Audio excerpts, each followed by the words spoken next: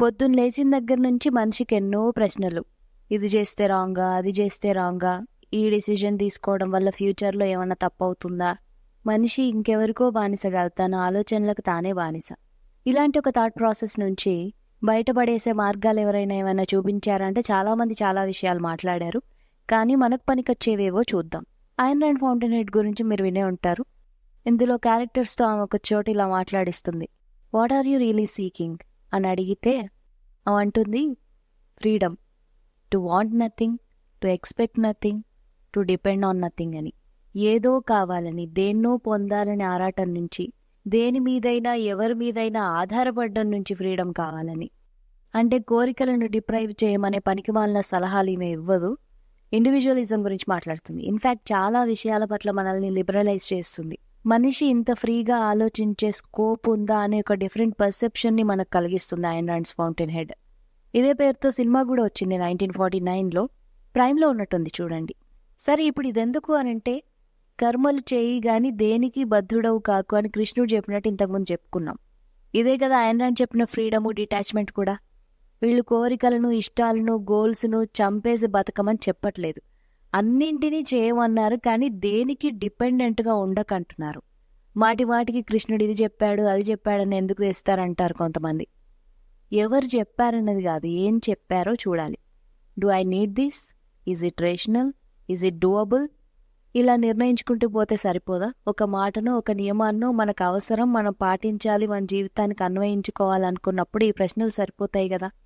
కృష్ణుడు చెప్తే ఏంటి, అదే మాట బిన్ లాడెన్ చెప్తే ఏంటి, ఐన్ ర్యాండ్ చెప్తే ఏంటి, పక్కింటి అంకుల్ చెప్తే ఏంటి? పక్కింటి అంకుల్ ఒకటి అన్నిట్లోకి. సరే, డాక్టర్స్ ఎవరికి వారు వైద్యం ఎలా చేసుకోలేరో, ఒక్కో ఫేజ్లో మనం ఎంత తోపులో అనుకున్నా బయట నుంచి ఒక మోటివేటింగ్ ఫోర్స్ అవసరం అవుతుంటుంది. అలాంటి సమయాల్లో ఏ ఒక్క మాట మనల్ని ముందుకు నడిపించినా చాలు కదా. సమస్య వచ్చినప్పుడు నేను పాటించే ఒక పద్ధతి ఉంది, అట్లీస్ట్ పాటించడానికి ట్రై చేసే పద్ధతి పెద్దలు నేర్పింది.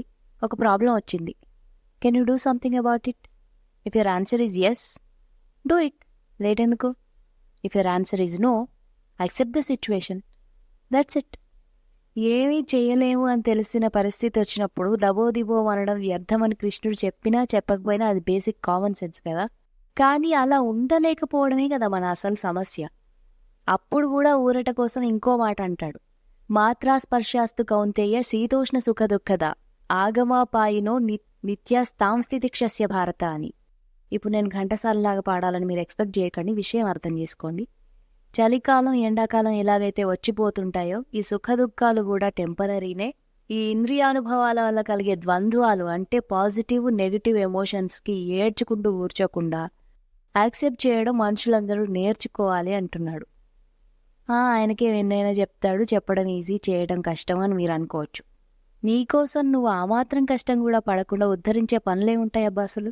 స్పీకింగ్ ఆఫ్ ఉద్ధరింపు, ఆ మాట కూడా చెప్పేశాడు ఈ కృష్ణుడు. మనకు అసలు ఏమీ మిగల్చలేదు చెప్పుకోవడానికి. పాపం, ఉద్ధరేదాత్మనాత్మానం ఆత్మానమవ సాధయేత్ అంటే ఎవడిని వాడే ఉద్ధరించుకోవాలే గాని ఇంకెవడో వచ్చి ఉద్ధరించడే అని కుమిలిపోకూడదు అంటున్నాడు.